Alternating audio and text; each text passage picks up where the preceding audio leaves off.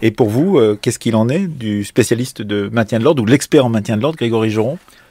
Oui, moi je vais confirmer ce que vient de dire le général. Alors moi j'en suis pas un. Humblement, j'ai quelques années de maintien de l'ordre en compagnie, un peu plus d'une dizaine, mais j'ai pas de formation particulière, on va dire entre guillemets, dans l'expertise.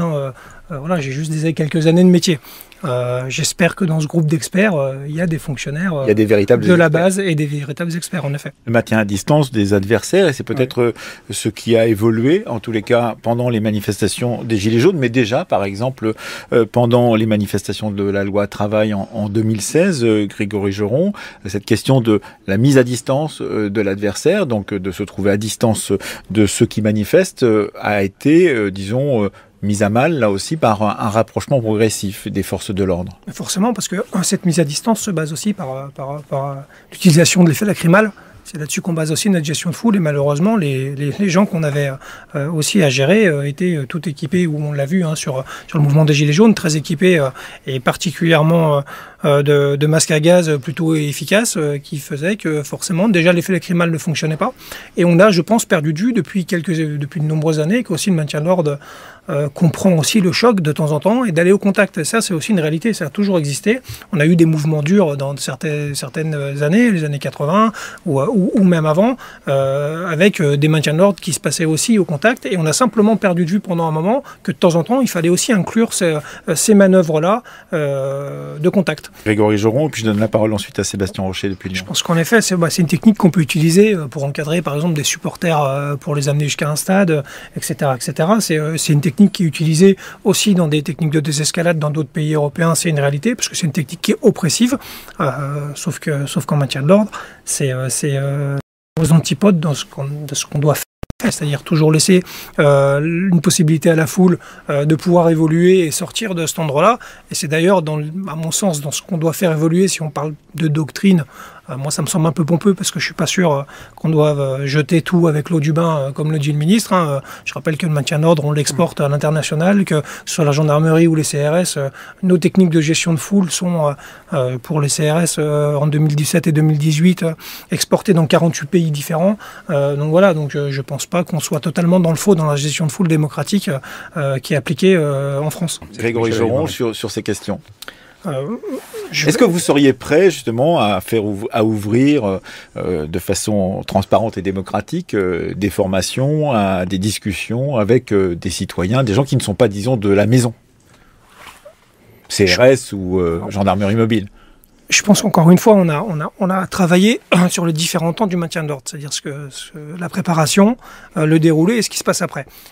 Très clairement, on est tous fixés sur ce qui se passe pendant le maintien de l'ordre, sauf qu'on est très mauvais dans ce qui se passe avant, et c'est là, à mon sens, qu'on doit travailler. Très mauvais dans Qu'est-ce que vous voulez dire, par exemple, dans les prises de contact avec les futurs manifestants, discussions, dans la conception des dispositifs, parce qu'on s'aperçoit sur le mouvement des Gilets jaunes, malheureusement, et moi je le déplore, et je l'ai écrit, et je l'ai dénoncé, et je l'assume totalement, spécialistes de maintien d'ordre que sont les gendarmes ou les CRS sont très rarement mis autour de la table pour mettre en place un dispositif. Alors, même les spécialistes de maintien de l'ordre sont mis à l'écart dans des moments aussi tendus que la question. Ils vont au briefing la veille du MO, on leur explique où ils doivent se positionner, comment ça va se passer, sauf que le maintien de l'ordre, c'est justement une matière vivante, puisqu'on gère une foule, et qu'on n'a pas de boule de cristal, et on ne sait jamais comment ça va se passer le lendemain. Et que justement, cet apport de technicité que pourraient justement apporter les CRS et les gendarmes, la préfecture de police, clairement, s'en passe royalement et fait régulièrement sans. Donc j'espère que les changements de doctrine,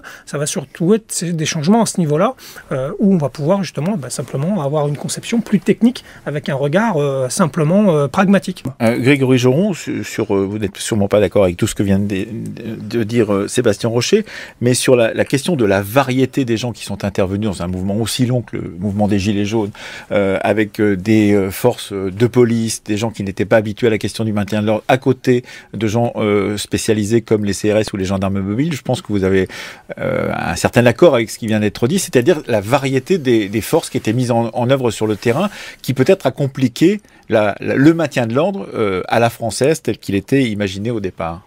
C'est évidemment, mais ça rejoint la question de l'échec des dispositifs. C'est-à-dire qu'à partir du moment où on inverse les grilles de lecture et que forcément on met des collègues qui, je le rappelle, étaient très peu équipés, puisque, encore une fois, ce ne sont pas des professionnels du MO. Ils sont allés acheter des casques à Decathlon et des protèges tibia de football. On les met en première ligne, alors qu'ils doivent être derrière les forces mobiles pour venir en appui ou pour faire des interpellations. On les a mis en première ligne.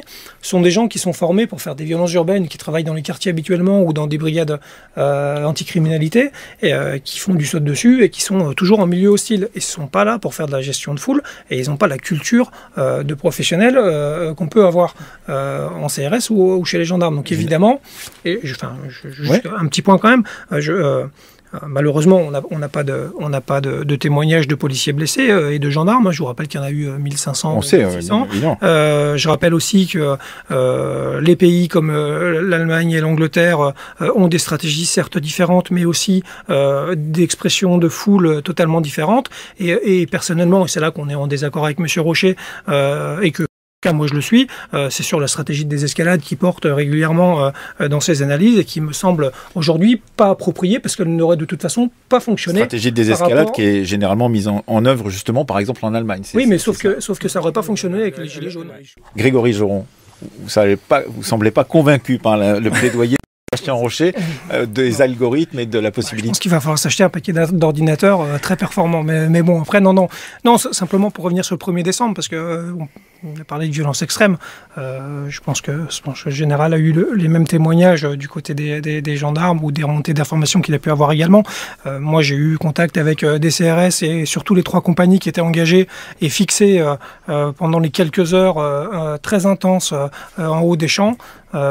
Très clairement, c'est des violences qu'on a rarement connues en CRS et pour des forces mobiles. Et les témoignages de mes collègues qui sont pourtant des professionnels aguerris étaient de me dire on pensait qu'on n'allait pas s'en sortir. Alors oui, heureusement, il n'y a pas eu de mort, mais il me semble que justement la doctrine du maintien de l'ordre et sa philosophie, au départ, c'était de légitimer et de garder cette distance simplement parce qu'on estimait que les manifestants et ceux qui pouvaient des fois déraper restaient quand même des citoyens, d'où la mise en place de cette distance qu'on essayait de garder pour ne pas blesser les personnes dans les chairs. Mais ça, cette distance, elle a été oui, elle a été cassée, mais est-ce qu'aujourd'hui, quand des gens prennent l'Arc de Triomphe, jettent de l'acide sur des policiers, etc., on peut estimer que c'est des citoyens qui s'égarent?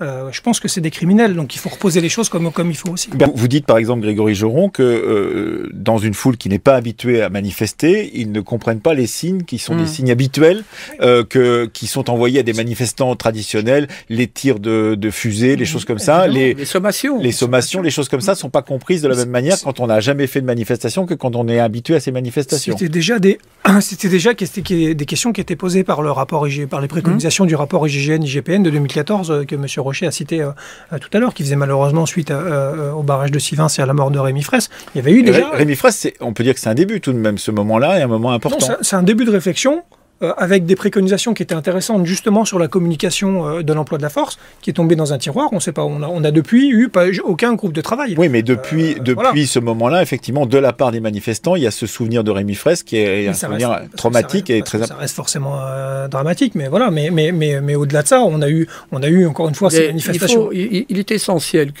également que les gens soient mieux, je dirais, informés sur ce qui encadre le droit de manifester. On est quand même dans une démocratie. Si on parle de démocratie, eh bien, le cadre juridique devrait être davantage expliqué.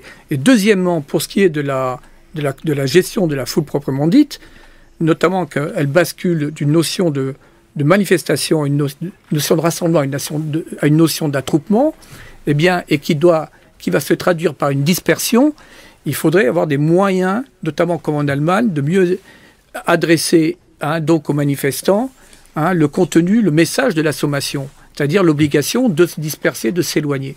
Pour aller plus loin, mais pour compléter ça, en effet, on doit grandir sur cette pédagogie et cette information aux manifestants, parce qu'il va y avoir un double effet bénéfique, c'est-à-dire qu'on va responsabiliser le citoyen, c'est-à-dire que si on l'informe du point chaud, de l'endroit, de l'utilisation de la force, pourquoi on a utilisé le gaz et surtout l'informer qu'il ne faut pas se rendre à cet endroit-là, ça va permettre aussi aux effectifs sur le terrain d'avoir en face d'eux finalement que ceux qui veulent en découdre et de pouvoir pour le coup avoir une gestion du maintien de l'ordre qui est bien plus facile, puisque on aura en face de nous finalement des délinquants qui savent très bien qu'ils n'ont plus le droit d'être là, qu'il faut se disperser et qu'on utilise la force parce qu'on a respecté le cadre légal. Merci Grégory Joron.